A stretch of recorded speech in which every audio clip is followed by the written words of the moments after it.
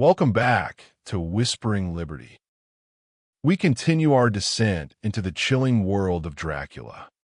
After Jonathan Harker's terrifying experiences in Transylvania, the narrative shifted to England, where mysterious illness began to consume Lucy Westenra.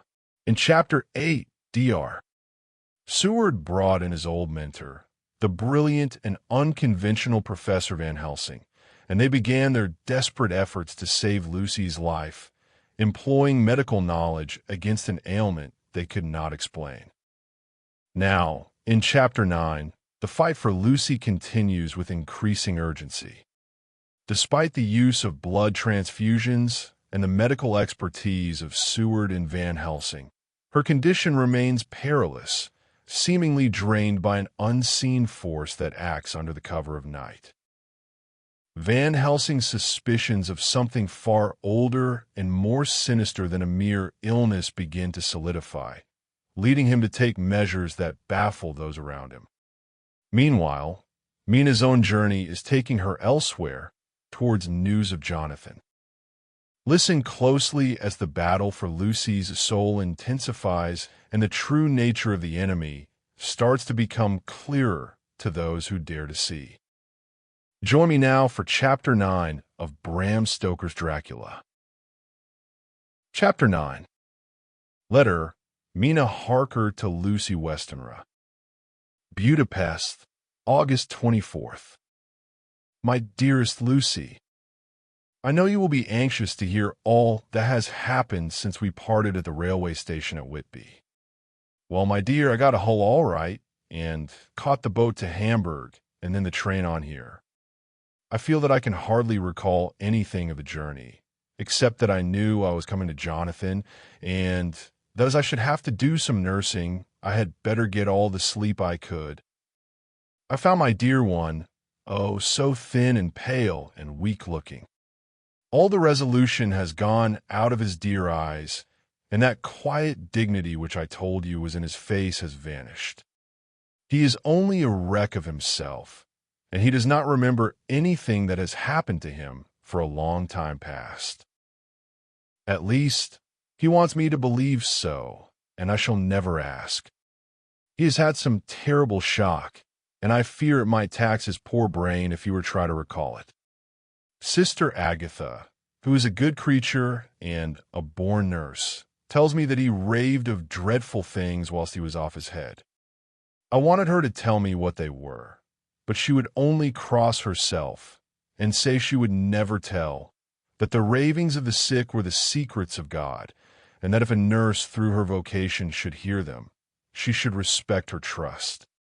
She is a sweet, good soul, and the next day, when she saw I was troubled, she opened up the subject again, and after saying that she could never mention what my poor dear raved about, added, I can tell you this much, my dear, that it was not about anything which he has done wrong himself, and you, as his wife-to-be, have no cause to be concerned. He has not forgotten you, or what he owes to you. His fear was of great and terrible things, which no mortal can treat of. I do believe the dear soul thought I might be jealous lest my poor dear should have fallen in love with any other girl. The idea of my being jealous about Jonathan. And yet, my dear, let me whisper, I felt a thrill of joy through me when I knew that no other woman was a cause of trouble. I am now sitting by his bedside, where I can see his face while he sleeps. He is waking. When he woke, he asked me for his coat, as he wanted to get something from the pocket. I asked Sister Agatha, and she brought all his things. I saw that amongst them was his notebook, and was going to ask him to let me look at it, for I knew then that I might find some clue to his trouble. But I suppose he must have seen my wish in my eyes, for he sent me over to the window, saying he wanted to be quite alone for a moment. Wilhelmina, I knew then that he was in deadly earnest, for he has never called me by that name since he asked me to marry him, you know. Dear, my ideas of the trust between husband and wife. There should be no secret, no concealment. I have had a great shock, and when I try to think of what it is, I feel my head spin round, and I do not know if it was all real or the dreaming of a madman. I've had brain fever, and that is to be mad. The secret is here, and I do not want to know it. I want to take up my life here with our marriage. For, my dear, we had decided to be married as soon as the formalities are complete. Are you willing, Wilhelmina, to share my ignorance? Here is the book. Take it and keep it. Read it if you will, but never let me know, unless indeed some solemn duty should come upon me to go back to the bitter hours, asleep or awake, sane or mad, recorded here. He fell back exhausted, and I put the book under his pillow and kissed him. I have asked Sister Agatha to beg the Superior to let our wedding be this afternoon, and am waiting her reply. She has come and told me that the chaplain of the English Mission Church has been sent for. We are to be married in an hour, or as soon after as Jonathan awakes. Lucy, the time has come and gone. I feel very solemn, but very, very happy. Jonathan woke a little after the hour, and all was ready, and he sat up in bed, propped up with pillows. He answered his "I will" firmly and strongly. I could hardly speak. My heart was so full that even those words seemed to choke me. The dear sisters were so kind. Please God, I shall never, never forget them, nor the grave and sweet responsibilities I have taken upon me. I must tell you of my wedding present. When the chaplain and the sisters had left me alone with my husband, oh, Lucy, it is the first time I have written the words, "My husband left me alone with my husband." I took the book from under his pillow and wrapped it up in white paper and tied it with a little bit of pale blue ribbon, which was round my neck, and sealed it over the knot with sealing wax, and for my seal I used my wedding ring. Then I kissed it and showed it to my husband, and told him that I would keep it so, and then it would be an outward and visible sign for us all our lives that we trusted each other, that I would never open it unless it were for his own dear sake, or for the sake of some stern duty. Then he took my hand in his, and oh, Lucy, it was the first time he took his wife's hand, and said that it was the dearest thing in all the wide world, and that he would go through all the past again to win it, if need be. The poor dear meant to have said a part of the past, but he cannot think of time yet, and I shall not wonder if at first he mixes up not only the month but the year. Well, my dear, what could I say?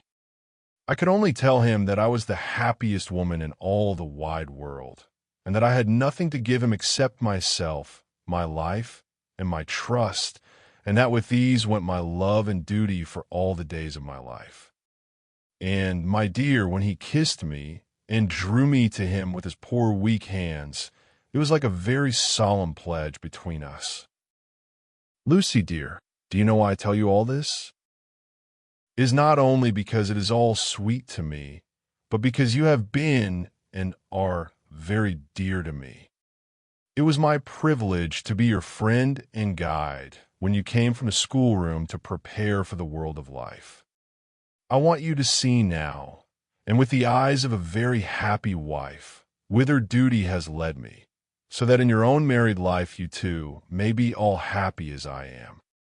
My dear, please Almighty God, your life may be all it promises, a long day of sunshine, with no harsh wind, no forgetting duty, no distrust. I must not wish you no pain, for that can never be, but I do hope you will be always as happy as I am now. Goodbye, my dear. I shall post this at once, and, perhaps, write you very soon again. I must stop, for Jonathan is waking. I must attend to my husband. Your ever-loving Mina Harker. Letter, Lucy Westenra to Mina Harker. Whitby, August 30th. My dearest Mina, oceans of love and millions of kisses, and may you soon be in your own home with your husband. I wish you could be coming home soon enough to stay with us here. The strong air would soon restore Jonathan. It has quite restored me. I have an appetite like a cormorant, am full of life, and sleep well. You will be glad to know that I have quite given up walking in my sleep. I think I have not stirred out of my bed for a week. That is when I once got into it at night. Arthur says I'm getting fat. By the way, I forgot to tell you that Arthur is here. We have such walks and drives and rides and rowing and tennis and fishing together, and I love him more than ever.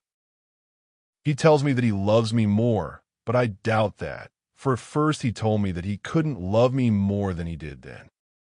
But this is nonsense. There he is, calling to me. Lucy. P.S.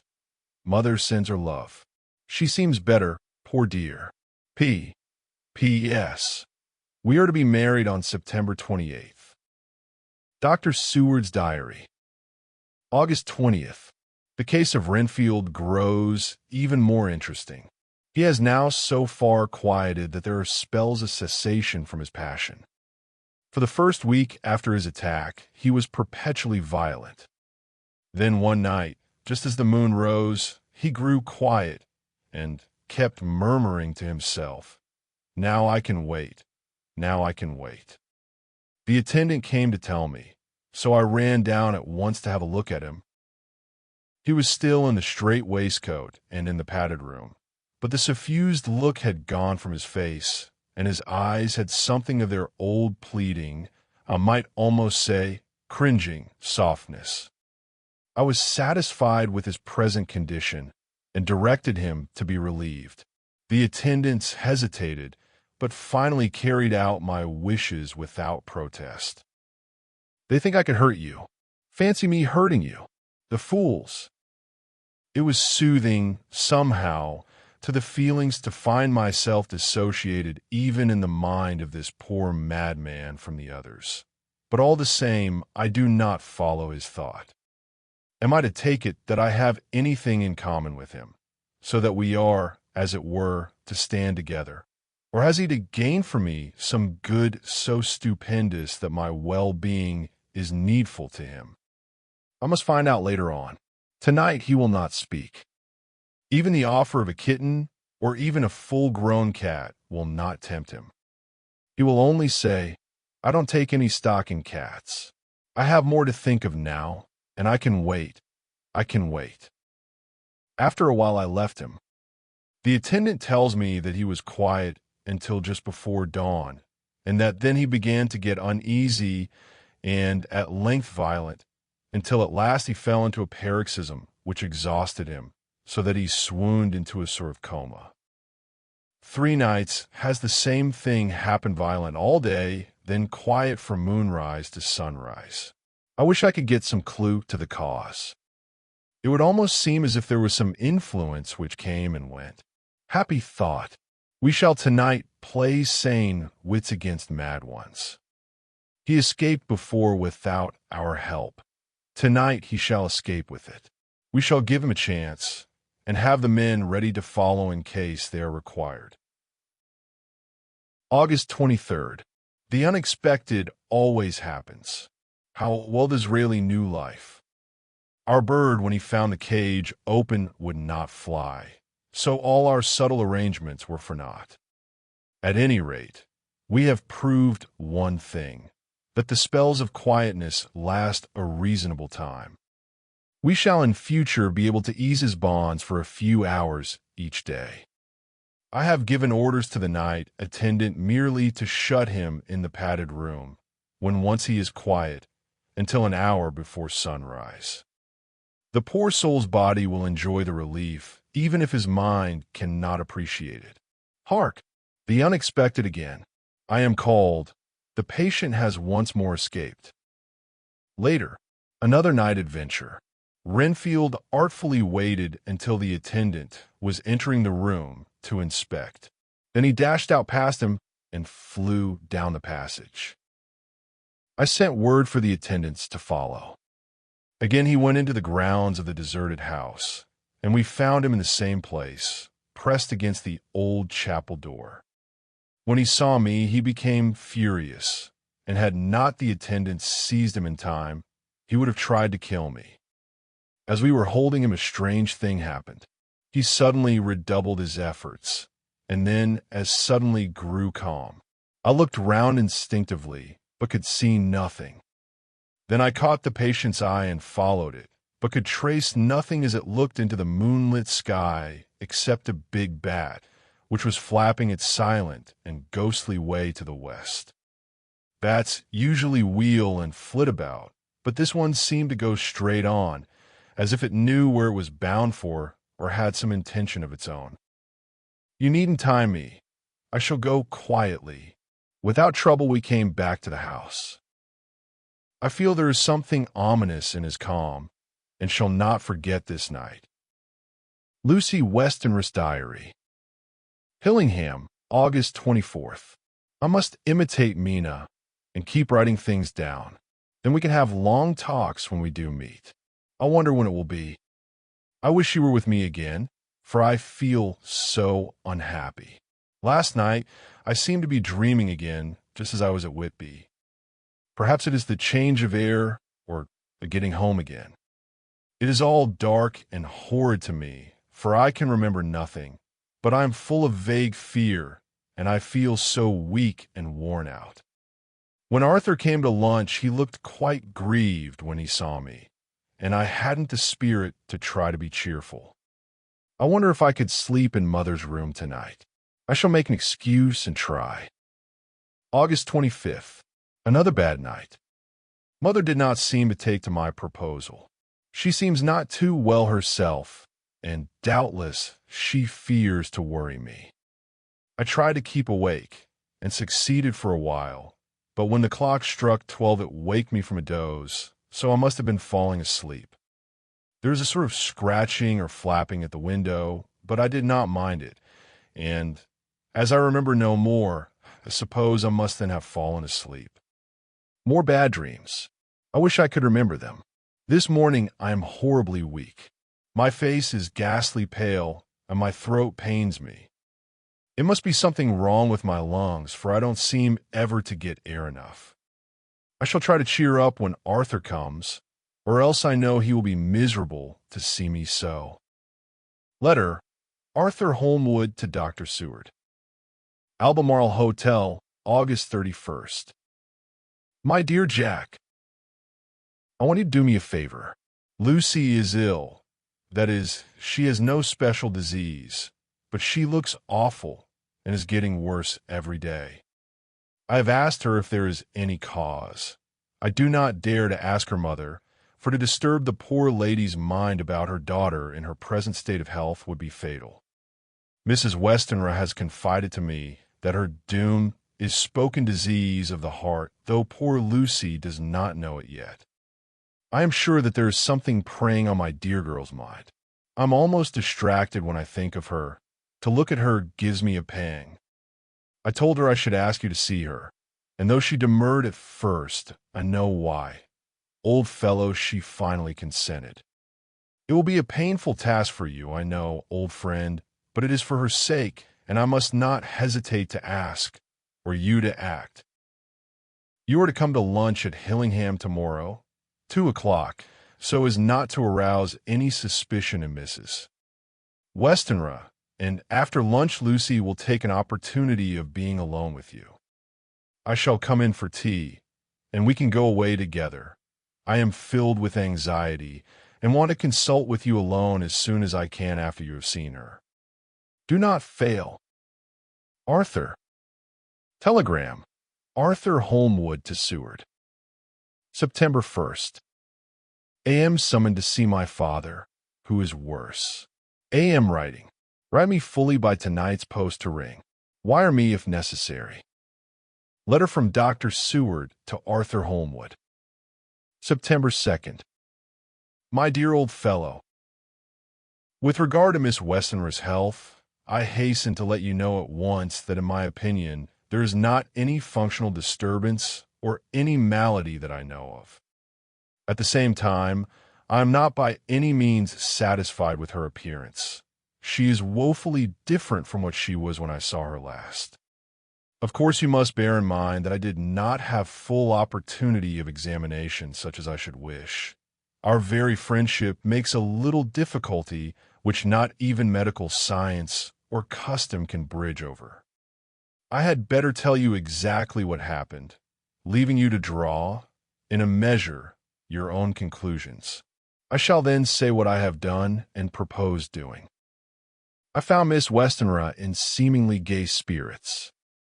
Her mother was present, and in a few seconds I made up my mind that she was trying all she knew to mislead her mother and prevent her from being anxious.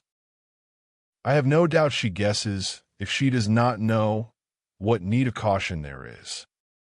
We lunched alone, and as we all exerted ourselves to be cheerful, we got, as some kind of reward for our labors, some real cheerfulness amongst us. Then Mrs. Westenra went to lie down, and Lucy was left with me. We went into her boudoir. Until we got there, her gaiety remained, for the servants were coming and going. As soon as the door was closed, however, the mask fell from her face, and she sank down into a chair with a great sigh and hid her eyes with her hand. When I saw that her high spirits had failed, I at once took advantage of her reaction to make a diagnosis. I cannot tell you how I loathed talking about myself. I reminded her that a doctor's confidence was sacred, but that you were grievously anxious about her. She caught on to my meaning at once and settled that matter in a word. Tell Arthur everything you choose. I do not care for myself, but all for him. So I am quite free. I could easily see that she is somewhat bloodless, but I could not see the usual anemic signs, and by a chance I was actually able to test the quality of her blood, for in opening a window, which was stiff, a cord gave way, and she cut her hand slightly with broken glass. It was a slight matter in itself, but it gave me an evident chance, and I secured a few drops of the blood and have analyzed them. The qualitative analysis gives a quite normal condition and shows, I should infer, in itself a vigorous state of health. In other physical matters, I was quite satisfied that there is no need for anxiety. But as there must be a cause somewhere, I have come to the conclusion that it must be something mental. She complains of difficulty in breathing satisfactorily at times, and of heavy, lethargic sleep, with dreams that frighten her, but regarding which she can remember nothing. She says that as a child she used to walk in her sleep, and that when in Whitby the habit came back, and that once she walked out in the night and went to East Cliff, where Miss Murray found her, but she assures me that of late the habit has not returned. I am in doubt, and so have done the best thing I know of. I have written to my old friend and master, Professor Van Helsing of Amsterdam, who, this with an iron nerve, a temper of the icebrook, an indomitable resolution, self-command, and toleration exalted from virtues to blessings, and the kindliest and truest heart that beats, these form his equipment for the noble work that he is doing for mankind, work both in theory and practice, for his views are as wide as his all-embracing sympathy. I tell you these facts that you may know why I have such confidence in him. I have asked him to come at once. I shall see Miss Westenra tomorrow again. She is to meet me at the stores, so that I may not alarm her mother by too early a repetition of my call. Yours always, John Seward. Letter, Abraham van Helsing, Monsieur D. H. Dilly, etc., etc., to Dr. Seward. September 2nd. My good friend, when I have received your letter, I am already coming to you. By good fortune, I can leave just at once, without wrong to any of those who have trusted me. Were fortune other, then it were bad for those who have trusted, for I come to my friend, when he call me, to aid those he holds dear. Tell your friend that when that time you suck from my wound, so swiftly the poison of the gangrene from that knife, that our other friend, too nervous, let slip, you did more for him when he wants my aids, and you call for them than all his great fortune could do. But it is pleasure added to do for him, your friend, it is to you that I come. Have then rooms for me at the Great Eastern Hotel, so that I may be near to hand, and please it so arrange that we may see the young lady not too late on tomorrow, for it is likely that I may have to return here that night. But if need be, I shall come again in 3 days, and stay longer if it must. Till then, goodbye, my friend John. Van Helsing. Letter, Dr. Seward to Honorable Arthur Holmwood. September 3rd. My dear Art, Van Helsing has come and gone. He came on with me to Hillingham, and found that, by Lucy's discretion, her mother was lunching out, so that we were alone with her. Van Helsing made a very careful examination of the patient. He is to report to me, and I shall advise you, for of course I was not present all the time. He is, I fear, much concerned, but says he must think. When I told him of our friendship and how you trusted me in the matter, he said, "You must tell him all you think. Tell him what I think, if you can guess it, if you will." Nay, I am not jesting. This is no jest, but life and death, perhaps more. I asked what he meant by that, for he was very serious. This was when we had come back to town, and he was having a cup of tea before starting on his return to Amsterdam. He would not give me any further clue. You must not be angry with me, Art, because his very reticence means that all his brains are working for her good. He will speak plainly enough when the time comes, be sure. So I told him I would simply write an account of our visit, just as if I were doing a descriptive special article for the Daily Telegraph. He seemed not to notice, but remarked that the smuts in London were not quite so bad as they used to be when he was a student here. I am to get his report tomorrow, if he can possibly make it. In any case, I am to have a letter. Well, as to the visit, Lucy was more cheerful than on the day I first saw her, and certainly looked better. She had lost something of the ghastly look that so upset you, and her breathing was normal.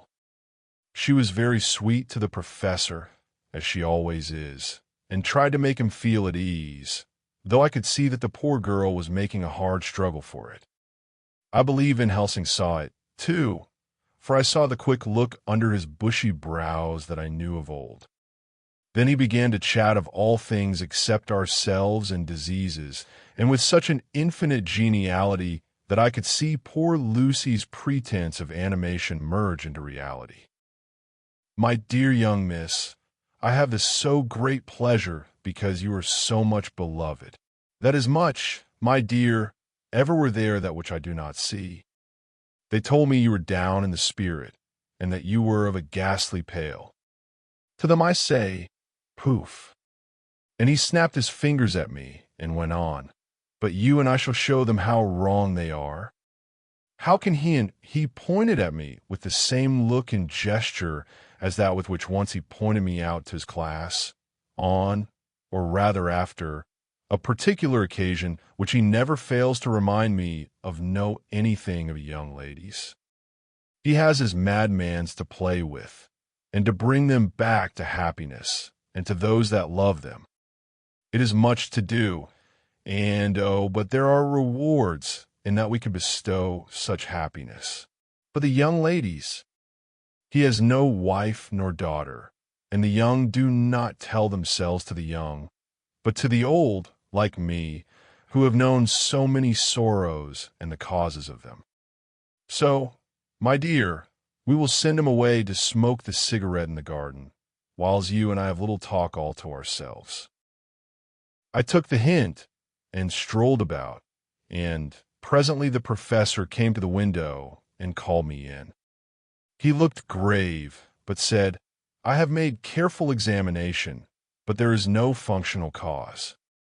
With you I agree that there's been much blood lost. It has been, but is not. But the conditions of her are in no way anemic. I have asked her to send me her maid, that I may ask just 1 or 2 questions, that so I may not chance to miss nothing. I know well what she will say, and yet there is cause. There is always cause for everything. I must go back home and think. You must send to me the telegram every day, and if there be cause, I shall come again. The disease for not to be all well is a disease interests me, and the sweet young dear, she interests me too. She charmed me, and for her, if not for you or disease, I come. As I tell you, he would not say a word more, even when we were alone. And so now, Art, you know all I know. I shall keep stern watch. I trust your poor father is rallying. It must be a terrible thing to you, my dear old fellow, to be placed in such a position between two people who are both so dear to you. I know your idea of duty to your father, and you are right to stick to it, but if need be, I shall send you word to come at once to Lucy, so do not be over-anxious unless you hear from me. Dr. Seward's Diary. September 4th. Zoophagus patient still keeps up our interest in him. He had only one outburst, and that was yesterday at an unusual time. Just before the stroke of noon, he began to grow restless. The attendant knew the symptoms and at once summoned aid. Fortunately, the men came at a run, and were just in time, for at the stroke of noon he became so violent that it took all their strength to hold him. In about 5 minutes, however, he began to get more and more quiet, and finally sank into a sort of melancholy, in which state he has remained up to now. The attendant tells me that his screams whilst in the paroxysm were really appalling. I found my hands full when I got in, attending to some of the other patients who were frightened by him. Indeed, I can quite understand the effect, for the sounds disturbed even me, though I was some distance away. It is now after the dinner hour of the asylum, and as yet my patient sits in a corner brooding, with a dull, sullen, woebegone look in his face, which seems rather to indicate than to show something directly. I cannot quite understand it. Later. Another change in my patient. At 5 o'clock, I looked in on him, and found him seemingly as happy and contented as he used to be. He was catching flies and eating them, and was keeping note of his capture by making nail marks on the edge of the door between the ridges of padding. When he saw me, he came over and apologized for his bad conduct, and asked me in a very humble, cringing way to be led back to his own room and to have his notebook again. I thought it well to humor him, so he is back in his room with the window open. He has the sugar of his tea spread out on the window sill, and is reaping quite a harvest of flies. He is not now eating them, but putting them into a box, as of old, and is already examining the corners of his room to find a spider.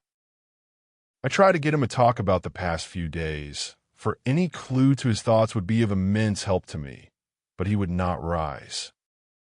All over. He has deserted me. No hope for me now unless I do it for myself. Then suddenly turning to me in a resolute way, he said, "Doctor, won't you be very good to me and let me have a little more sugar? I think it would be good for me." "And the flies?" I said. "Yes, the flies like it too, and I like the flies, therefore I like it. And there are people who know so little as to think that madmen do not argue." I procured him a double supply, and left him as happy a man as, I suppose, any in the world. I wish I could fathom his mind. Midnight. Another change in him. I had been to see Miss Westenra, whom I found much better, and had just returned, and was standing at our own gate looking at the sunset, when once more I heard him yelling. As his room is on this side of the house, I could hear it better than in the morning. It was a shock to me to turn from the wonderful smoky beauty of a sunset over London, with its lurid lights and inky shadows and all the marvelous tints that come on foul clouds, even as on foul water, and to realize all the grim sternness of my own cold stone building, with its wealth of breathing misery, and my own desolate heart to endure it all. I reached him just as the sun was going down, and from his window saw the red disk sink. As it sank, he became less and less frenzied, and just as it dipped, he slid from the hands that held him, an inert mass on the floor. It is wonderful, however, what intellectual recuperative power lunatics have, for within a few minutes he stood up quite calmly and looked around him. I signaled to the attendants not to hold him, for I was anxious to see what he would do. He went straight over to the window and brushed out the crumbs of sugar. Then he took his fly box and emptied it outside and threw away the box. Then he shut the window and, crossing over, sat down on his bed. All this surprised me, so I asked him, "Are you not going to keep flies anymore?" "No," said he. "I'm sick of all that rubbish." He certainly is a wonderfully interesting study. I wish I could get some glimpse of his mind or of the cause of his sudden passion. Stop. There may be a clue after all, if we can find why today his paroxysms came on at high noon and at sunset. Can it be that there is a malign influence of the sun at periods which affects certain natures as at times the moon does others? We shall see. Telegram, Seward, London, 2 van Helsing, Amsterdam. 4 September. Patient still better today. Telegram, Seward, London, 2 van Helsing, Amsterdam. September 5th. Patient greatly improved. Good appetite. Sleeps naturally. Good spirits. Color coming back. Telegram, Seward, London, 2 van Helsing, Amsterdam. September 6th. Terrible change for the worse. Come at once. Do not lose an hour. I hold over telegram to Holmwood till have seen you.